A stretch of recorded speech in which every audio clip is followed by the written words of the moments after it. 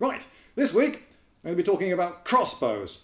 Now, the crossbow was not actually unique to the Middle Ages. The Romans knew about crossbows and they had them, but they didn't use them all that much. The crossbow was much more favoured in Europe in the Middle Ages, and not generally by the English, more by the Genoese and the French and people like that, particularly used by mercenaries.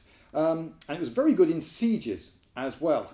Now, one of the advantages of a crossbow in a siege is that, unlike a bow, you can hold it at full draw. It can be ready to go, and you can be waiting for your man that you think is going to just put his head above the parapet just there, and you can effectively snipe. That's something you can't do with a bow because you'd be exhausted by the time he was in the right position.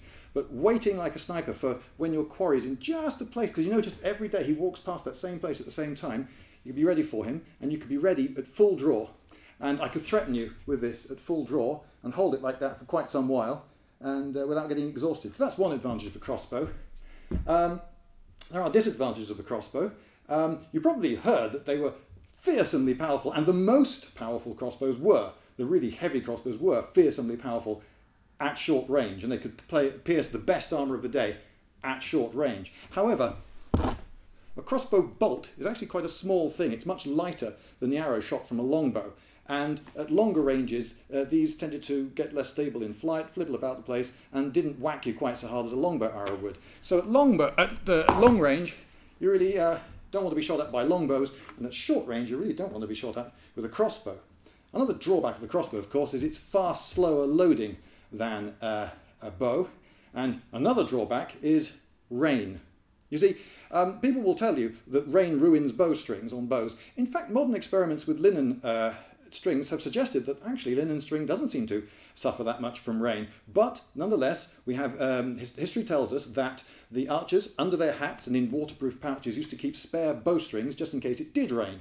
Now, you may have a spare bowstring for your crossbow, but that's not going to do you a huge amount of good during a battle, because to get this string off and replace it, you really need to get into a workshop with a vise and all the right tools. On the field, you're a bit stuffed if this goes soggy. Another thing you can do with the crossbow is put the quarrel or bolt under this springy top bit, which holds it on, and you can run around with it loaded, and all going well, it doesn't fall out. Now, some people say that you need much less training to use a crossbow than a bow. I'm not a tremendous fan of that.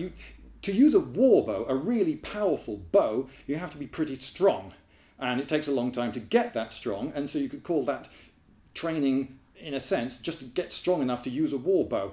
But to use a lower poundage bow doesn't take that much strength, and I've taught people to hit a target, admittedly it was only about 30 yards away, but I taught them in one afternoon to hit it pretty consistently. Archery is not that difficult, and in war, quite often you're just trying to drop large numbers of troops, arrows against troops who are over there somewhere. So accuracy is not necessarily that great a requirement.